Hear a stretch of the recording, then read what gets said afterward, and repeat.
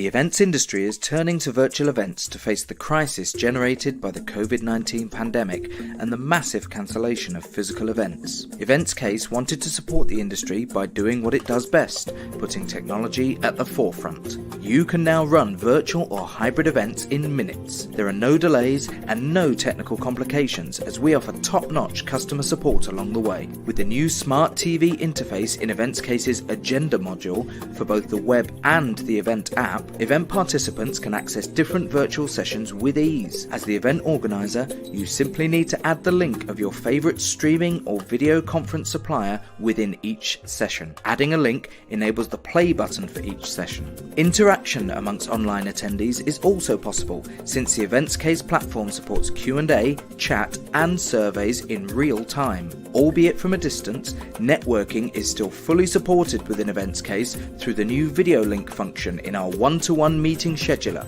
as well as through private messages, news feeds and forums. Events Case is an easy-to-use, global, modular, multi-language and secure event management software. Discover all our products at www.eventscase.com. Hello everyone, welcome to another episode of the Event Tech Talk Show. It's been a couple of weeks since we did a live episode. Some of you may know, hopefully you attended our inaugural Event Tech Live US and Canada event. Really happy how that went. We had around 1,700 attendees, predominantly obviously from the US and Canada region, the North America region, but actually from all over the world. I think we ended up on something like 37 different countries we saw attendees come to an Event Tech Live from. And all of that content is now available actually at eventtechlive.com. So if you go to eventtechlive.com, top of the website, there is a nice little menu item that says replay. Click on that. You can sort all of the content by event type and tech type. So if there's one particular area that you're really focused on at the moment, whether that be registration, hybrid events, virtual events still, ticketing, maybe it's revenue, maybe it's marketing, you can filter all of that content and hopefully find the stuff that's relevant to you. It's totally free to access. You can simply register with a username and password, gain access to that. And there's some really cool features as well around the platform coming out over the next couple of months, including groups, forum discussions, hopefully a network of people, individuals and thought leaders to help take your events with technology to the next level. So do go check out that. It's on eventtechlive.com. You can also find all the latest and back catalogue episodes of the Event Tech Talk Show there as well, in both audio and video format. So where does that leave us now? Well, that actually leaves us in the run-up to Event Tech Live London. It'll be back at the Old Truman Brewery as a 5-day hybrid event, 5 days of digital engagement across the week and 2 physical days across Wednesday and Thursday. Looking to have around 3,500 attendees, hopefully about 2,500 of those back in the Old Truman Brewery across the 2 days, engaging with what is looking like it's going to be close to 100 exhibitors across physical and digital. So registration will go live for that event in September, but you can actually pre-register for the event now and start networking with other potential attendees. If you go to LinkedIn and you search for Event Tech Live London, you'll see our event page there. You can pre-register, you can keep up to date with the event and start engaging with all of the other attendees as well. And that brings us on to today's episode. So at Event Tech Live US and Canada, we had our first startup competition for that region. And the winner of that competition was a company called Canapii. New event technology startup, although lots and lots of heritage in the event sector. And joining me today is Eleanor Martin, who is the co-founder. Eleanor, welcome to the Event Tech Talk Show. Hi, Adam. Thank you so much for having me. It's great to be here. Thank you. Thank you for giving us the time. Eleanor, you're here to talk a little bit about your background, how you came to launch Canapii, maybe also what it's like to win your first startup competition, hopefully the first of many competitions and prizes awards you guys will win. But before we jump into all of that, can you just give us a little bit bit of a background on you and how you got started in the events industry, and then we'll kind of come on to how Canapii came to be. Yeah, of course, definitely. And congratulations on Event Tech Live US in Canada. It was amazing. Thank you. I can be a testament to that as an attendee. So yeah, I'm one of four co-founders at Canapii, all of whom have got a very extensive kind of event experience. But me personally, I kind of came to the industry as an events organizer, kind of primarily working on large scale IT conferences. I kind of came to the industry as an intern and then kind of worked my way up from there. So my kind of first event that I ran was in Barcelona, and I was, stuffing badges and telling, shutting doors when keynote presentations were going on. It was just like all hands on deck. So I think that kind of real life event experience has made a big difference in the way that we've all approached Canapii and the event technology that we run now.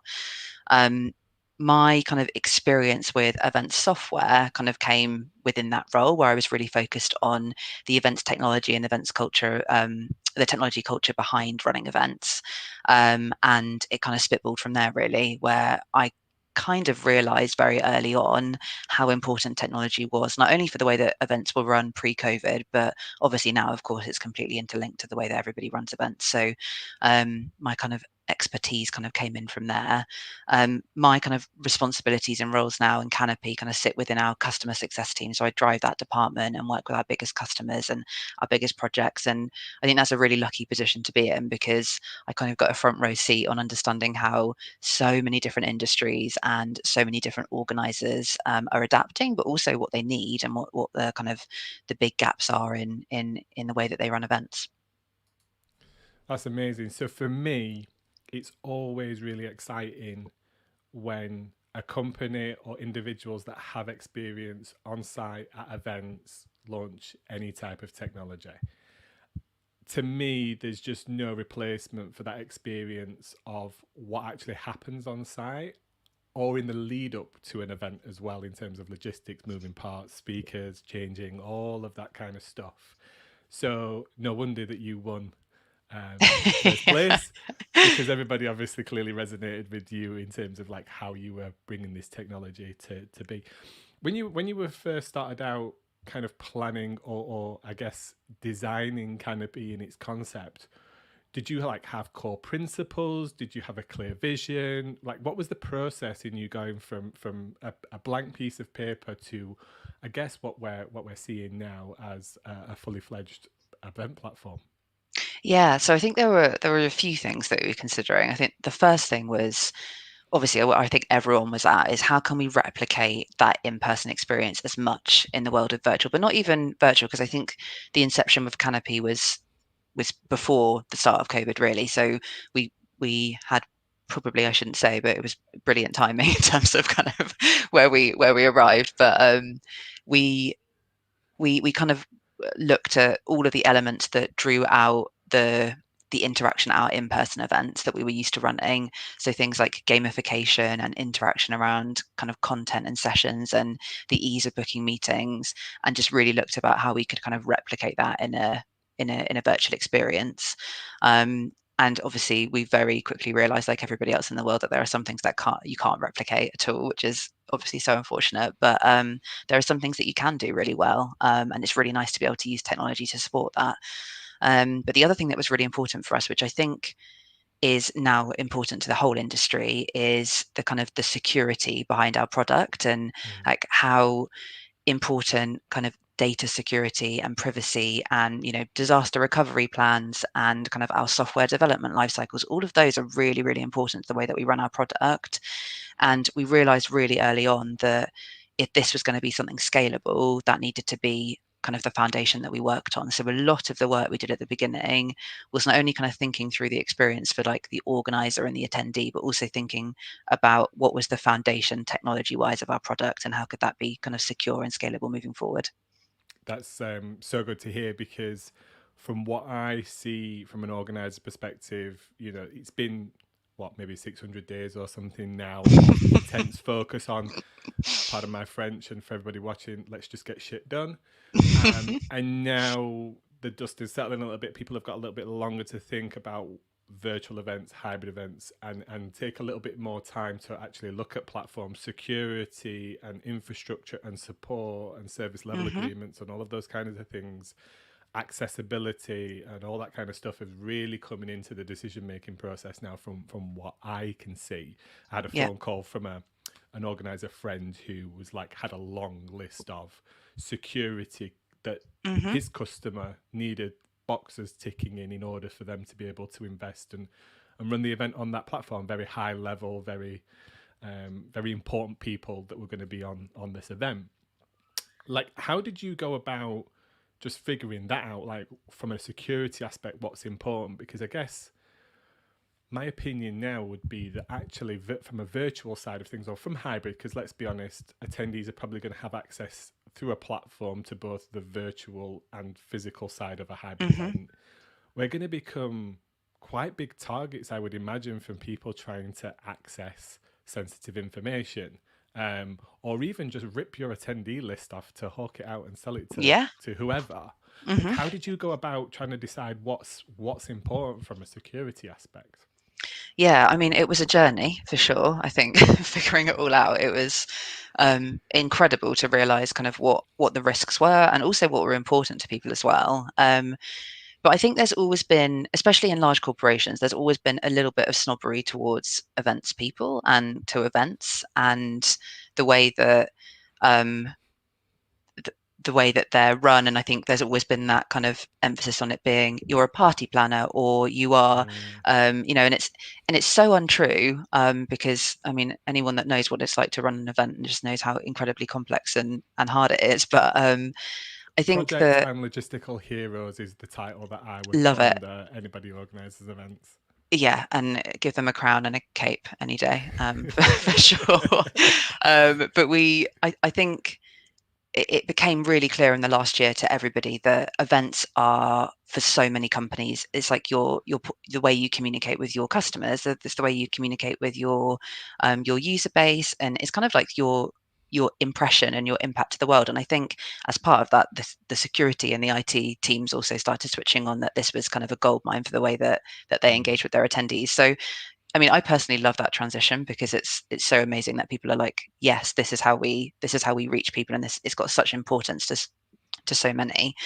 But I think the way we kind of tackled the security element was first of all we hired people who had expertise in it. I think that was one of the first and most important things that we did. But we also kind of put a lot of emphasis into the foundation of how we run. So we kind of split it into like privacy and data. And obviously that's hugely important for events because you've got people's personal data. No matter what information you collect, you've got their name, you've got their email address most likely.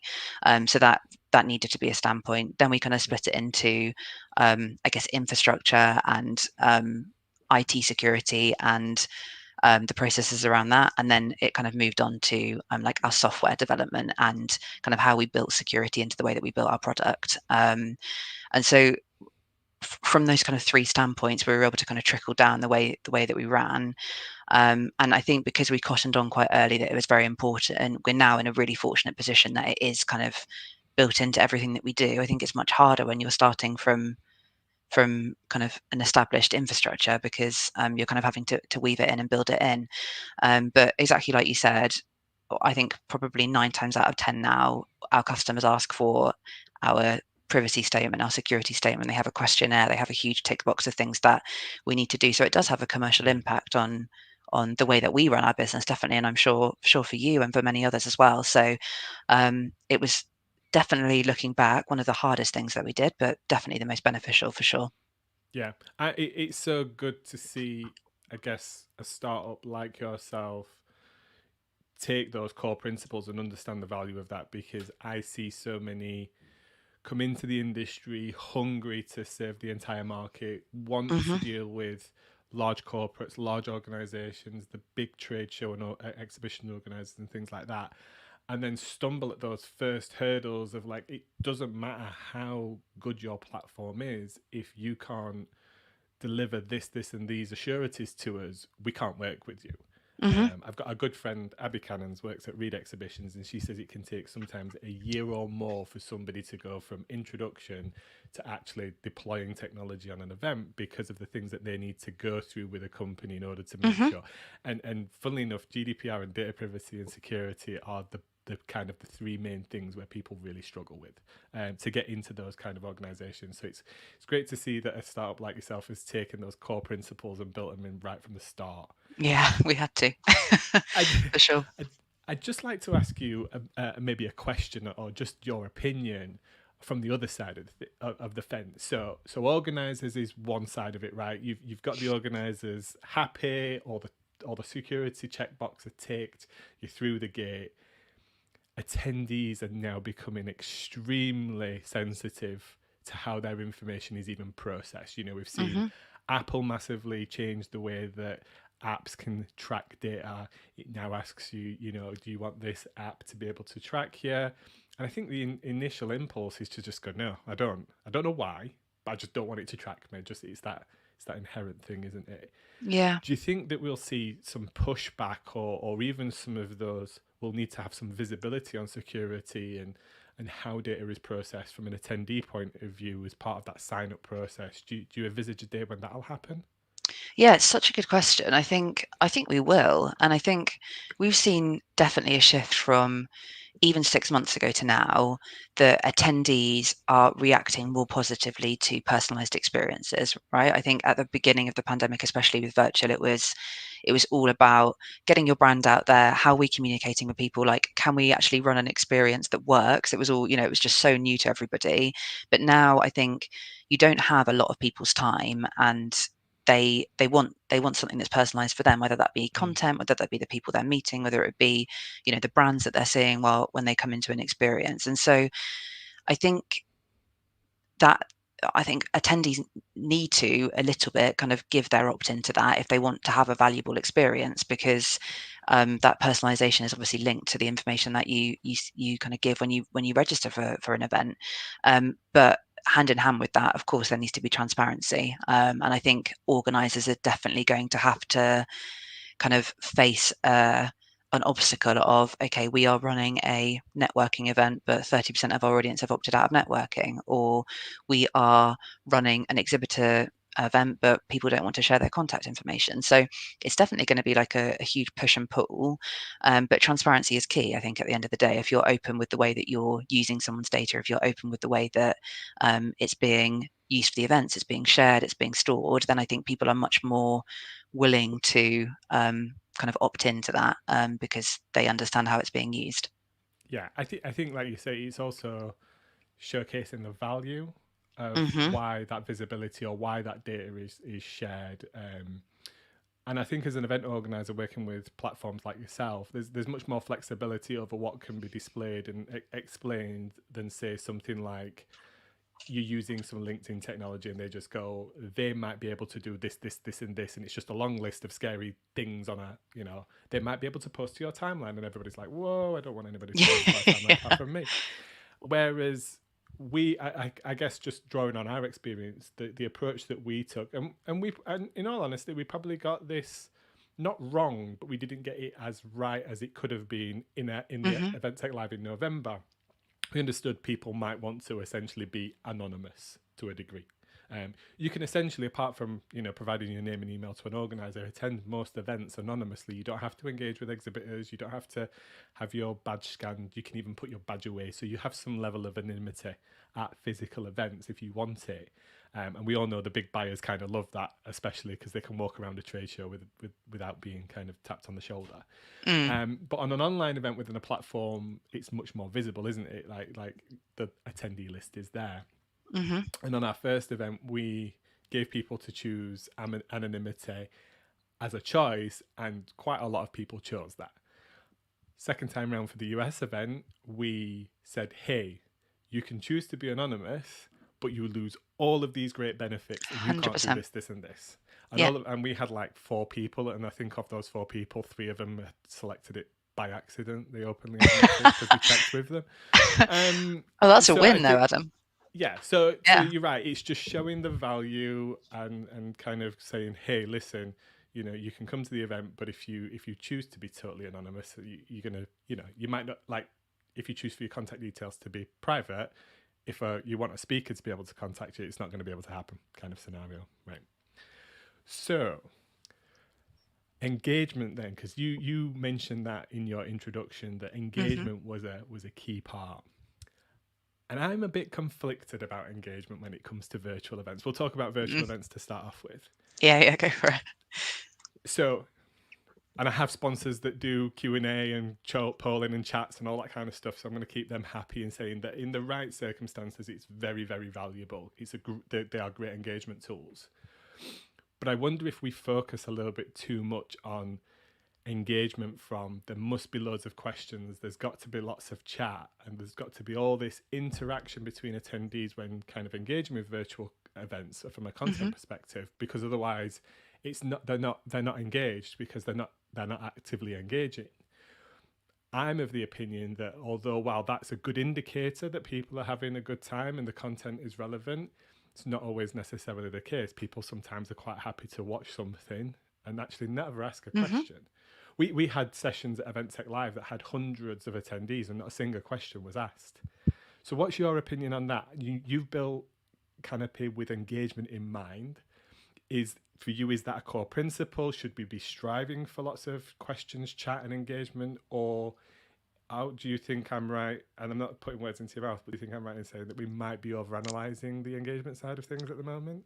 Yeah, I think I'm the same as you, because I know that it's also important for some organisers to have that. So I don't want to kind of say that it's pointless, because it's not, because it really does add value to, it's not yeah, not exactly, it really does add value to so much. But I think for us, engagement also links to the numbers of people that are watching, the number of people that have logged in, the number of people that have chosen to click on a piece of content, or actually update their profile picture. That's a sign that they're engaged, they want to meet with people. So it's not necessarily about the engagement that's kind of in your face. We've asked a question, we've answered a poll. It's also about what's the kind of the activeness of the event experience, because, and also like the value of the people that are being active. I think, we've some of our most successful events we've run, they've said, we're targeting 2,000 people, 500 people have turned up, which you think on the surface like, oh my goodness, that's not good. That's kind of a really small percentage of your number, but those 500 were the most important customers, and they were all active and engaged. And so that makes a huge difference. So I think it's, how do we define engagement as well? And where does that sit? I think with some events where you've got, I mean, we've run like Christmas parties and birthday parties and things like that, and you think, yeah, that obviously, one event that we ran before Christmas, they had an ugly Christmas jumper competition, and like I loved that kind of engagement. I think that's brilliant. I'm like, yeah, like this is where it works really well. And I think for like some things it's incredible, like it brings people together. For others, you've got big corporations that are preceding 20 questions and none of them are actually coming from their audience, and you're like, oh, this isn't actually working. So I think it depends on the type of event and the type of customer as well. Yeah, I love the Christmas jumper. We have it's not going to be a secret after this. Oh no. We have a bit of a secret theme going at Event Tech Live, where certain close friends and network who are speakers will turn up with random hats on for their session. Oh, I love it. So we kind of have that, and every so often we'll get a clip of it, we'll get a screenshot, and we'll share it, and somebody will have just like a crazy yellow hat on. There was a lady that started it off called Dahlia Algazar, who you probably are aware of. Yeah. It's just one of those things that have, and now it just makes us chuckle, but I think it also makes attendees go, "What? Why are they wearing like a top hat?" or something like that? But yeah, I think we need to focus on satisfaction, right? And like you said, we often, 2,000 to 500 would seem like some people will put that down as unsuccessful. But it's about having the right people in the venue, essentially, isn't it? Because we would never, trade shows generally have roughly a 40-50% attrition rate from people that register to actually turning up. So that means that 50% of those people couldn't make it for whatever reason on that day. Yeah. I think on demand also plays into that as well, of extending the lifespan of the content and giving place for people to be able to come back to it. So it's about the right people turning up. Like you said, in that 500, if they're the right people and they're walking away happy, then you've delivered a good event, whether they've asked a question or sent a chat message or not. I think the difficulty is around trade shows and how we just make sure that that value is there, because ultimately there's sponsors, there's people that want to engage with those buyers. And I think that still needs a bit of work from everybody involved to kind of figure out how does this work logistically, keeping everybody happy and financially as well. Yeah. So my next question for you as a startup, because you're coming into the game fresh-faced from, I guess, a technology perspective, but with lots of experience on the event side. What do you think hybrid's going to look like? Because lots of people have different ideas about this. And Eleanor, don't worry about the dog. We're all pet. Sorry, I was about to say. Don't He's like a worry tiny about it. sausage dog. He sounds like a wolf, so I You apologise. might have to get him on now. The star of the show. What does hybrid look like to you? Yeah, of course. So hybrid, the buzzword, but it's not really, is it? I mean, it's gonna be the future. So I think for us, we're, like you say, we're really lucky because we have that experience of what it's like to run in-person events, and so our technology has kind of already got a lot of that in place already. But I think for us, the most important thing about hybrid is that your audience have one experience. So whether they're at home watching on their desktop or they're in person engaging with people, you still want one event experience, because otherwise it becomes a nightmare for organizers to have to run two parallel events. That's I mean, it's hard enough running one already, let alone adding something else into the mix. So for us, it's about things like when you are, you know, accessing an event on an app, you can see the location of where the presentation is taking place. But when you're watching at home, you can see the live stream of it instead. Or, when you are registering for the event, you get asked what time you're arriving and whether you want to book your hotel room, or you get asked what day works best for you to view. So it's just about kind of creating different experiences within the same kind of standpoint. And I think it will be nice for people to, when they're attending events, still be able to meet with the people that are virtual, or be able to meet with the people at there. There's no need to separate that at all. And obviously some things will be separate, and it's important that you can facilitate that. But it's also nice that, kind of coming back to that engagement point, if you are doing a live Q&A, it's great to be getting questions from people that are in the room, but also at home. It should be kind of open for everybody. So I think the biggest thing that we're driving is it's less about the technology, because we've already got it. We were lucky enough that we kind of had that standpoint. It's more about the culture of what hybrid is, and kind of bringing that kind of one holistic experience into organisers' minds. Yeah, I think from what I gleaned from what you said there was choice and accessibility. Like a choice of how to do it, and just make it accessible for everybody. I know there's lots of different ideas of what hybrid might look like, whether it's excuse me, digital before physical following digital, like a sequential kind of series of that these 2 days are digital, then you have the physical event, and then you have the digital. But then, a really interesting question the other day was brought up, like, well, can you arguably accessible if you have, like, let's say 3 stages of content at a physical event, and none or only some of that is available to people from a digital perspective?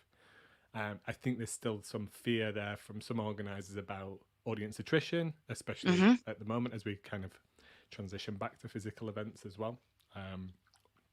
So I don't think there's one right answer myself. No. Again, I think as an industry, we might be trying to overanalyze it, because the platforms are there now. We have the ability to stream the content. If you're using, I would imagine, am I right in saying Canapii has some form of kind of second screen mobile app device, iPhone, It does. tablets, all that kind of stuff. So most people are going to be carrying that technology with them around the physical event anyway. I think we should actually let the audience decide, personally. Like, first and foremost, I think it'd be a great idea for most organisers to take that chance on their audience and going, hey, how do you want this event to be structured? Like, do you want it all at the same time, or do you want it one after the other, and all that kind of stuff? Especially if they're paying for it. Like, if they're paying for a ticket for something, give them the choice. And like you said, from a from a how people interact, the technology is already there. So people should be able to choose if they want a physical to remote appointment, or a remote to remote appointment, or a physical to physical event. If you though, I'm going to put you on the spot though now. If you were to be designing your own event tomorrow, which you might be doing for all I know, but if you were designing the Canapii event, like what would be your perfect length, structure, and format? I'm gonna stick Oof. to Hybrid event. hybrid event. Yeah. So I am in camp combined experience. So Okay. like Interesting. virtual So and all at physical once. all at once, yeah. Okay. Which is obviously difficult if you're running a global event because Hmm. you've got to like navigate different time zones and things like that. But I like the idea of it being like a 2-day event, giving the people that are on site some really cool, fun experiences, like, activities and dinners and all those kind of things are obviously going to be only open for them. Yeah. But I like the idea of, if there's sessions going on, if there's discussions going on, that you could have 3 or 4 people sitting in a room talking about it, and then like 12 more online, like kind of coming in and chatting too, and it kind of all being together. So that's my plan, that it's all as one. Because I think when we're going to struggle, I think, for a while to get the people that need to be in a room together. So I think you need to kind of have to combine some elements of it. And I don't know, like you say, is that before and after? How do we kind of navigate that kind of experience? But there's going to be, people's comfortability, the need to travel, whether they can travel. All of these things are going to play into it. So, and it's always going to be last minute, as it always is with events. So there might be some people that are going to have to cancel right before they're meant to travel and things like that. So Yeah. um, you need to have flexibility, and I think it's nice that you could bring everybody together, even if it's slightly separate, like for some things. So that's my vision for it. I like the physical side of your events. I think that's one thing we'll have to as organisers to really emphasise and play into, which is the bit of the fear of missing out. Like you can't, you just, Hmm. it's not an option because we can't make these virtual options. You can't share a drink with somebody at a bar. You can't have dinner with 12 CEOs or 12 thought leaders or whatever it might be. You can't play golf. You can't, go for a jacuzzi and a swim after the first day of the event or anything like that. I think those activities, making our events destinations and 100%. experiences and focusing on human connection is what's really valuable. And here, maybe also we might get to a point where we can do the vast majority of the content in a digital format learning, but then just focus on bringing people together, which I think is the Hmm. real core value of most events, is bringing people together, bringing them round tables, getting them connected, making friends, making business connections, all that kind of stuff. Yeah, And often more than not, in my opinion, at events, that happens outside of the main sessions, or the what's on the main stage. It happens in the aisles, it happens at the bar afterwards, it happens around the corner at the hotel that exactly. two people are just stopping at, and that kind of stuff. So I want to ask you a little bit about your experience of the startup competition. Hmm. It'd be remiss of me not to give my own event a plug right at the end. What was the experience like for you of going through the startup competition? And by all means, give me some feedback as well if you think there are things that we could improve on it. But like, what was the experience, and what does it actually mean for you as a startup? Do you think? So the experience was incredible. So kudos to you and the team. I think you did just an absolutely brilliant job with it. For us, I think it was the validation of hard work. I mean, we've been, all hands on deck for the last year, especially, and I think when you're working with a company, and probably the faces of Canopy, you see similar faces every time, but there's a huge team behind that people don't see, especially with software, right? That there's, that's the core of our product. Those are the people that are Canopy. And it was, I think, validation of all that hard work. And it's really nice, I think, especially in a region that is new to us. We hadn't, you haven't done this event before. We kind of obviously hadn't attended the event before.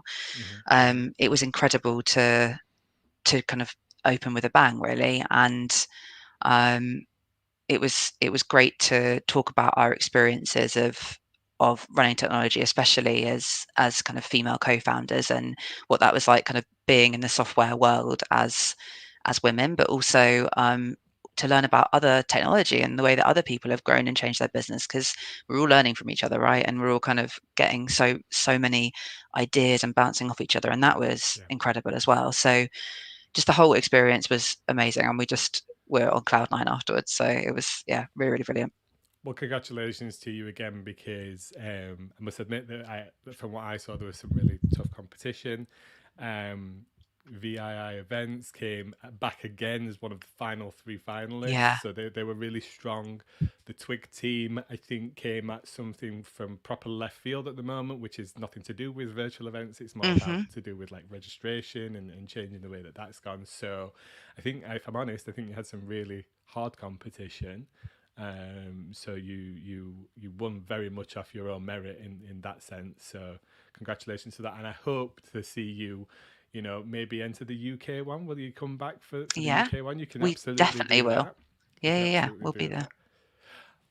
One final question then for you, Eleanor. The Event Tech Talk Show is watched by event technology suppliers and many startups as well. What's your one piece of advice, having spent probably one of the toughest periods actually launching an event technology, having your own experience of events and maybe having an experience like the startup competition? What's your one piece of advice to any startup out there thinking of either launching into the event sector or on those first kind of couple of steps? I think the only piece of advice I can give is just to take the risk. I think it's always hard starting up, but you have to take the risk and you have to go for things. And I think that in this events community, because we are a community, I think people are willing to learn new things and they're willing to try new things out. And that's a really nice space to go into. And some things won't work, like the amount of times we failed, but because we failed, brought our biggest successes, and it's always been because we've taken a risk. So that would be my biggest piece of advice, especially at the moment. For sure. Awesome. Great advice. On that note, after we close the show, I will be inviting you to the Event Tech Founders Forum, which is my network of event tech founders, as it says on the name. You can tell that at Event News and Event Tech Live, we spend huge amounts of time figuring out what we were actually going to call something. But yeah, you're absolutely right. It's absolutely a community. And I say this to many people that they kind of don't have a full picture or understanding of what the events industry is, because events are like, there's thousands of events every single day, right, on a normal kind of event year. But actually, the organizations, the individuals, and the suppliers that make it tick is actually quite a small sector, in my opinion, for what it achieves. For what it achieves. You're absolutely right. Well, Eleanor, thank you very much for coming on today's show. Before we finish, where can people connect with you, and where can they check out Canapii, or even test drive it, or set up a demo with you, or whatever they want to do? Where's the best place to go? Of course. Thank you, Adam. So if you go to our website, canapii.com, that's the kind of the best place to find us. We've got a free service, so you can run an unlimited number of events for up to 125 people. So if you're kind of wanting to take that step, the Zoom Plus, or you kind of want to try something new, come and try out our free service, get in contact with us. We can show you what it does, and we can help you run your events. Awesome. Thank you for coming on today. Everybody that's tuned in today, thank you for checking out this episode of the Event Tech Talk Show. Please do check out our back catalogue, send us your comments, tweet us, hashtag us, go and connect up with Eleanor, and we'll see you in the next one. Thank you.